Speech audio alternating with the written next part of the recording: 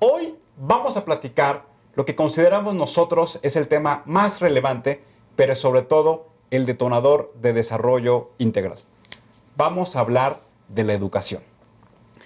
En este sentido, hace algunos meses, varias organizaciones de la sociedad civil integramos un esfuerzo conjunto que se llamó Juntos por la Educación.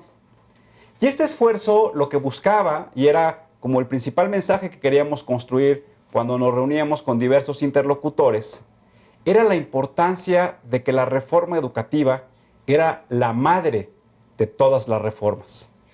Porque un país sin un modelo educativo viable, en el que sustente la vinculación, educación y sector productivo, difícilmente puede tener las oportunidades y alcanzar los retos que está implicando hoy tanto la economía del conocimiento como la vocación regional que hoy tanto genera factores de competencia en todo el país. Rodríguez, Alfonso, muy buenas noches. Hola Tulio, buenas noches. ¿Por qué no nos platicas de la propuesta del Partido Acción Nacional en materia educativa? Claro que sí, Tulio. Mira, el Partido Acción Nacional propone facultar al Congreso para que pueda garantizar la evaluación de los magisterios.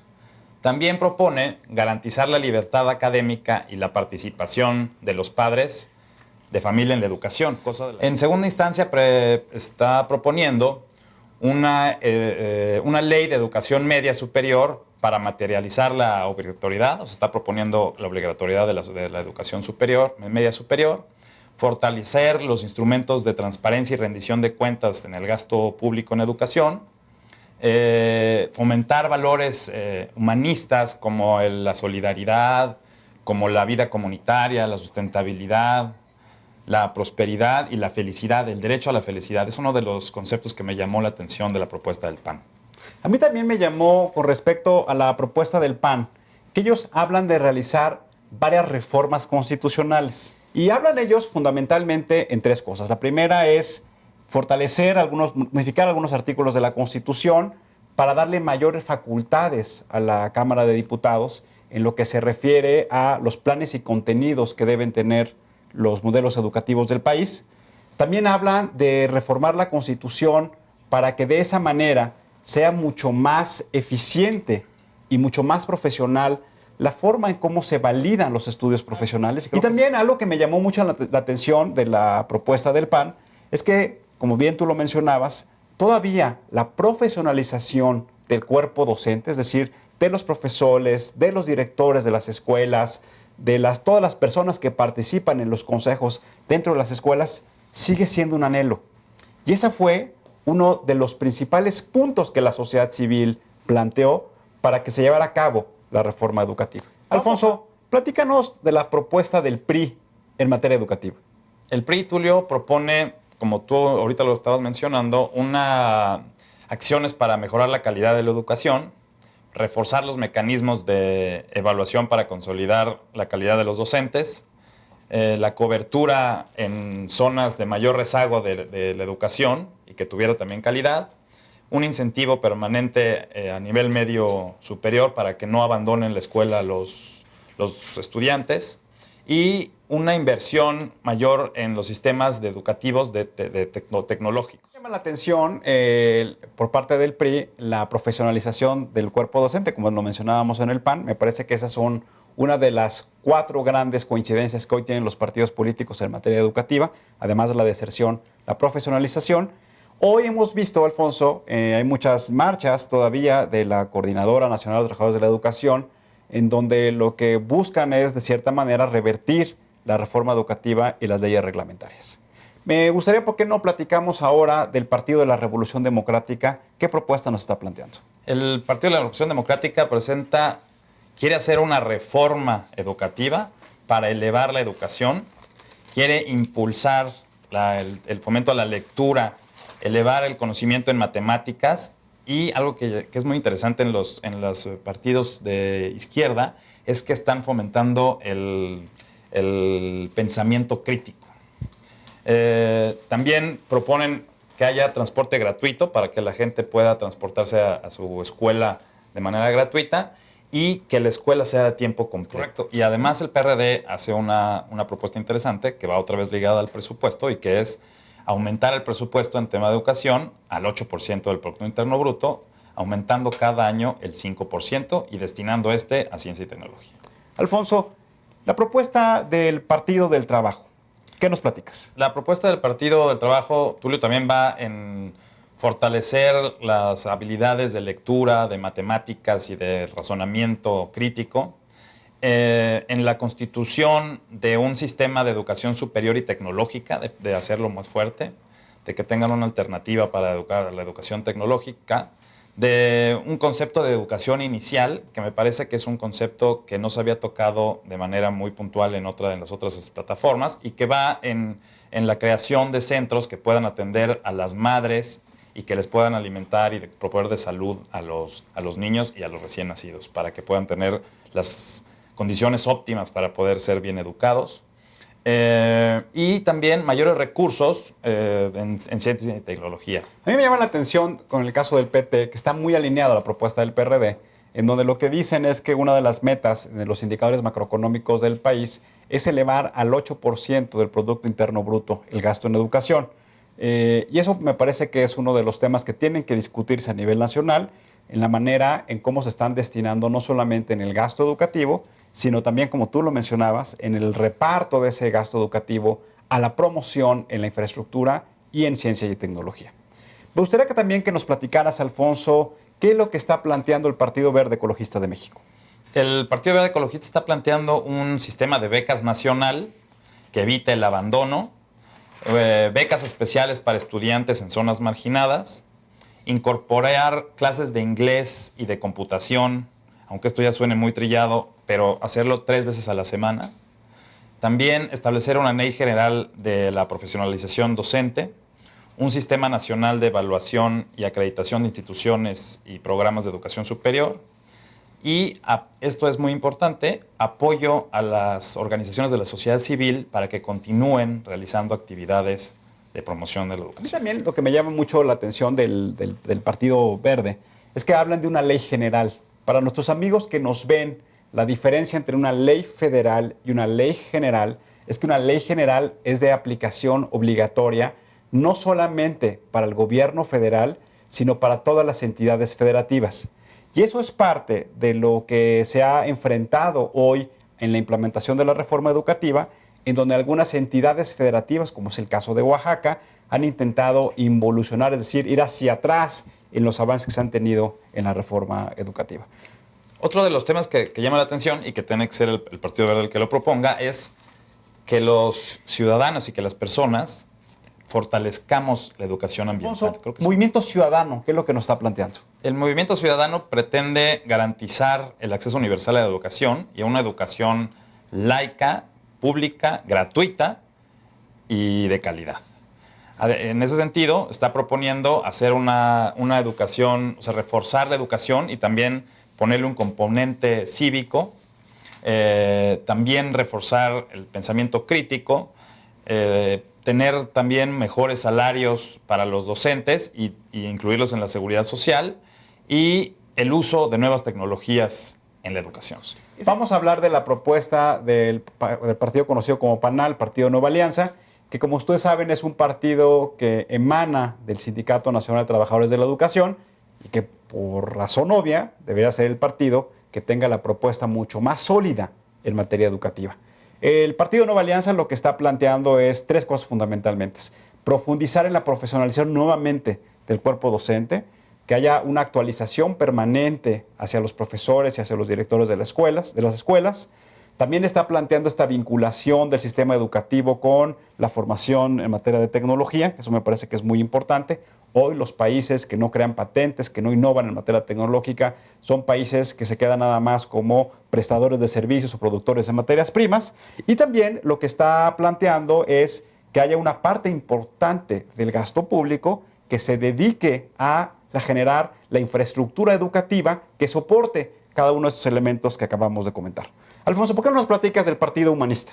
El Partido Humanista, Tulio, pretende hacer una reforma educativa en la que tenga mucha fortaleza el tema de los derechos humanos. Eso es lo que está proponiendo el Partido Humanista. Como su nombre lo indica, ¿no? Es una propuesta de carácter humanista, en donde lo que se busca es que la persona sea el centro de todas las políticas públicas. Es correcto. Morena, este nuevo partido, me llama mucho la atención porque pues, revisábamos y leíamos y buscábamos en la plataforma electoral y casi no encontramos nada de Morena. Pareciera ser que su propuesta es una propuesta de casi demasiado marginal. ¿Qué me platicas, Poncho? Sí, Morena, como tú lo dices, Tulio, lo que está proponiendo es como luchar, ¿no? Como ese impulso de luchar por la educación y luchar por los derechos de los jóvenes. Y en realidad su propuesta como que la mete dentro de los derechos de los jóvenes, de los adolescentes. Y eso es lo que está proponiendo Morena. O sea, en realidad no está muy claro qué es lo que vaya a hacer en la Cámara de Diputados o para el tema de educación. El Partido Encuentro Social, ¿qué nos dice Alfonso? El Partido Encuentro Social, Tulio, tiene la propuesta de tener programas destinados al desarrollo integral de los niños en temas de salud, de estímulos tempranos y de nutrición. También promover para que las sociedades de la sociedad civil puedan aterrizar también sus programas y proyectos, no solo a nivel municipal, sino a nivel estatal. Amigos, como ustedes podrán haber escuchado, estas son las propuestas de los partidos políticos en materia educativa.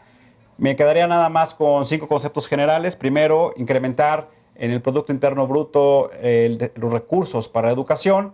Segundo, generar nuevos contenidos en materia educativa, razonamiento lógico, pensamiento crítico, impulso importante a las matemáticas. Tercero, crear leyes generales para que sean de aplicación obligatoria en todo el país.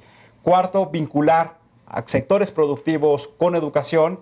Y quinto, que me parece que es muy importante, fortalecer los sistemas de educación tecnológica en el país que permita, insisto, esta vinculación de la educación con los sectores productivos. Nos acompaña Teresa Ortuño, que la había presentado de manera errónea al inicio como directora general, pero en realidad es la presidenta ejecutiva de Suma por la Educación, que es una organización de la sociedad civil que ha trabajado durante muchísimos años en hacer realidad una reforma educativa, que ha hecho propuestas muy concretas a los legisladores y que también se ha articulado en esfuerzos con otras organizaciones para otros temas de una agenda mínima ciudadana que se tiene que impulsar. Teresa, muchas gracias por acompañarnos. Muchas gracias, Tulio, por la invitación y muchísimas gracias a las personas que nos ven. Primero preguntarte, como sabes, hace algunos días varias organizaciones de las que tú formas parte, se hizo un esfuerzo que se llama Por el México que nos merecemos. Ajá. En donde lo que se pretende impulsar es una agenda mínima ciudadana y Suma por la Educación, que tú presides, fue una de las organizaciones que trabajó en esa agenda mínima ciudadana en materia educativa. ¿Nos puedes platicar los planteamientos generales? Mira,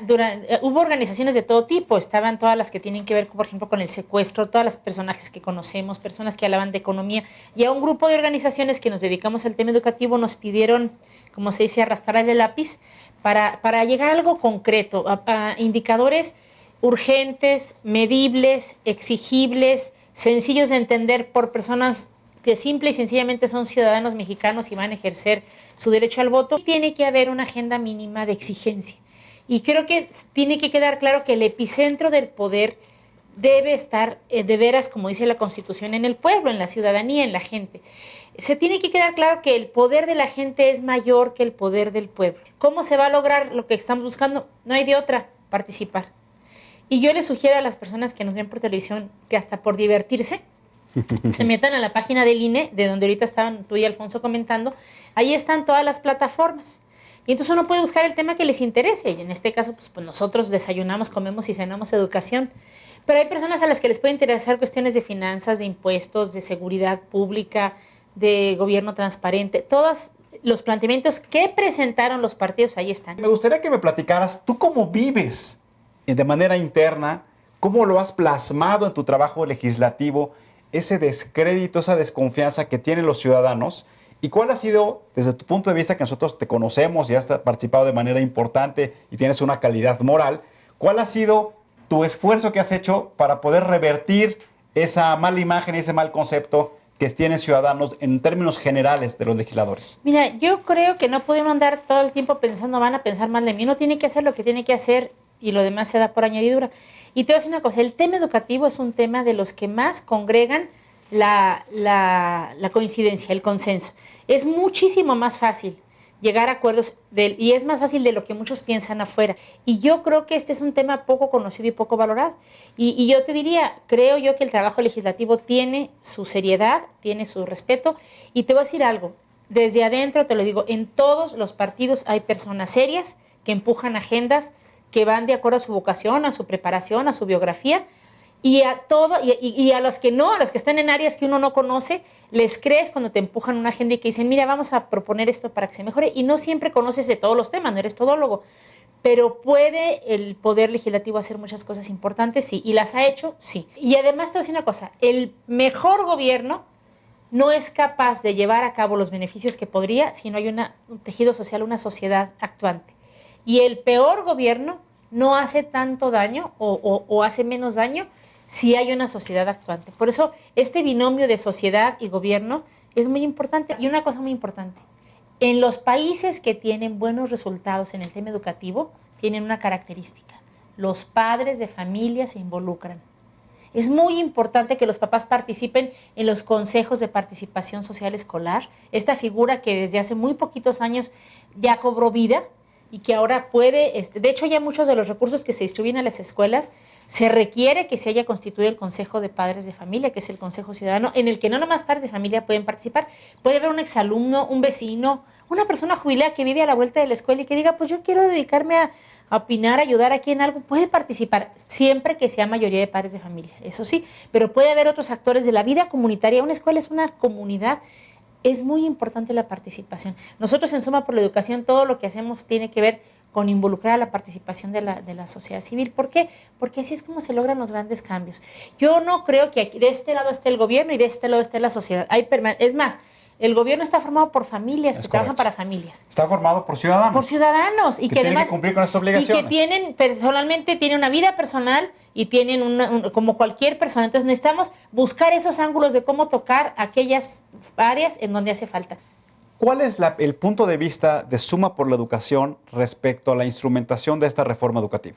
Pues mira, nosotros es quizás la batalla que más hemos dado, el que las personas deben mejorar esa percepción que tienen. Muchas personas no creen que esté todavía alcanzado el objetivo de esta reforma y lo que necesitamos es mayor involucramiento de los padres, buscar que los mejores docentes estén frente a grupo y sobre todo que todo lo que está alrededor de la educación, la academia, los medios de comunicación, los partidos políticos, las universidades, todos los actores de la vida pública incidan en esto. Necesitamos cosas muy sencillas. Mira, por ejemplo, una sugerencia es que tengamos una ley especial para la educación media superior y para la educación superior. Necesitamos dedicarle a este tema de la educación media superior unos anteojos más grandes. Porque, y no estoy diciendo que descuidemos lo demás, pero todo el mundo sentimos la básica como que, bueno, es que si no vamos a la educación básica, qué barbaridad. Y ahí, habiendo cosas que corregir o que mejorar o que reconocer y felicitar, en donde está el hoyo más grande, el boquete más grande en la educación, es en media superior. Ahí está la deserción mayor. ¿Por qué? También por el tema del costo de oportunidad. A mí me va a costar desembolsar, ya sea como padre de familia, como alumno, ir a la escuela, pero además voy a dejar de recibir los ingresos que recibiré si me dedico ya de una vez a trabajar en algo. Creo que la edad de los jóvenes entre los 14 y los 19 debe ser el foco de atención en el sistema educativo y en todas las políticas públicas que tengan que ver con esto, porque lo que ellos aprendan ahorita va a tener que ver con el arco de su vida, de los años en que van a trabajar y van o no a tener una afore en la que van o no a estar guardando para su vejez. Pero acordémonos que ellos van a tener una vejez de mayor extensión que la nuestra. Cada vez más, afortunadamente, se va llegando a promedios de vida más altos y estos jóvenes van a tener una vida mucho más, van a tener, cuando terminen de trabajar, más años por vivir, esperemos en buenas condiciones de salud. ¿Y de qué van a vivir? Si también van a tener el problema de las faltas de oportunidades que hay para las personas adultas mayores, ¿no? Entonces, esto es importante. Yo diría pues que un tema que también me interesa mucho destacar aquí es el tema de las normales. Que es uno de los elementos que vimos en las plataformas electorales que era recurrente, de cómo fortalecer y consolidar el sistema de normales, que son, las normales para los amigos que no sepan, son las escuelas donde se capacitan y se forman a los profesores. A los profesores. Y el estudio que acaba de sacar el INEE, no una organización de la sociedad civil, sino el Instituto Nacional de Evaluación para la Educación, habla de que el 60% de los docentes egresados de las escuelas normales no son aptos para ser docentes. Necesitamos buscar que los docentes que estén frente a grupos sean lo mejor que encontremos y que una vez que estén ahí se les pueda brindar la capacitación y la actualización profesional que como profesionales necesitan y merecen. Pero ese es un esfuerzo que necesitamos hacer entre todos y que no basta que la Secretaría de Educación Pública lo diga o lo decrete o emita un acuerdo, sino que eso se tiene que ir traduciendo a lo largo de la vida cotidiana en las escuelas. Por eso es muy importante que los papás participen en estos consejos de participación y que vean cuál es la capacitación que reciben los docentes, cómo se actualizan, tenemos que desvincular la evaluación de los estímulos a los maestros, porque entonces por eso luego hacen trampas o hasta les dictan a veces las respuestas a los muchachitos para que ellos reciban un bono, un estímulo, un reconocimiento como docentes de que sus alumnos mejoraron. De hecho, ve cómo somos cíclicos. Hacía falta una evaluación.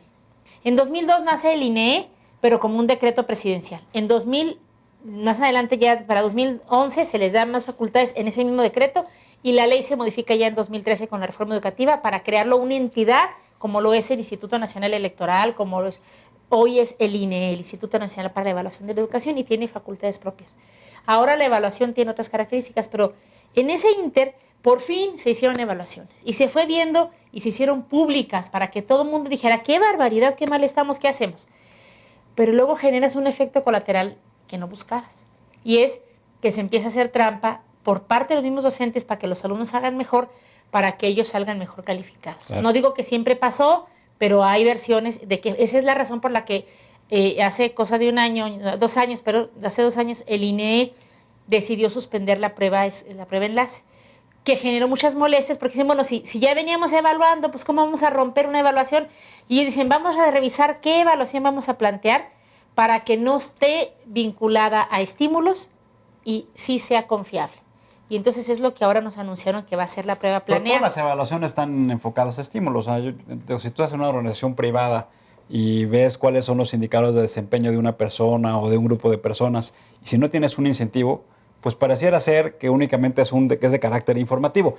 Y yo pienso que sí debe tener un efecto en materia de beneficios o en materia de desventajas a las personas que tengan un mal desempeño o que tengan un buen desempeño. Pues eso es parte del debate, Tulio, porque lo que dicen es que por haberlo vinculado a los estímulos se generó el tema de la trampa y luego los que crecían exponencialmente eran los estados como Chiapas, Michoacán, Oaxaca, que dices, válgame, pues ya están a la altura de no sé qué país europeo, digo, no tanto, pero mejoraron muchísimo de un año para otro, que dices, esto no es lógico, sí es lógico que mejoren, pero no de una manera tan exponencial. Entonces, tenemos que cuidar, por un lado, que haya estímulos adecuados, pero por el otro lado, que esos estímulos no perviertan el resultado de las investigaciones o de las evaluaciones que se lleven.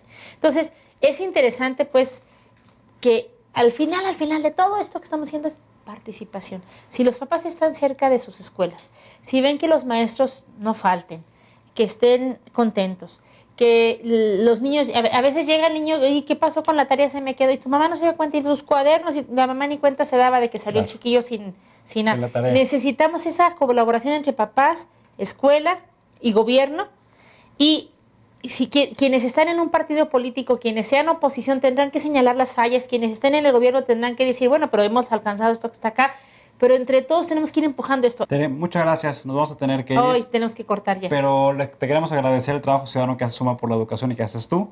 Pues ojalá que sigamos todos pendientes de estas exigencias. Y solamente recordarles a nuestros amigos que en este proceso electoral tenemos que exigir cosas que dijo Tere. Fortalecer la formalización, la profesión, la formación de los profesores, fortalecer a las escuelas en donde se crean los profesores, redistribuir mejor el gasto educativo, vincular la educación con la tecnología y, sobre todo, mejorar las condiciones económicas de las familias para poder enfrentar este lastre que es la deserción escolar. Amigos, muchas gracias por vernos.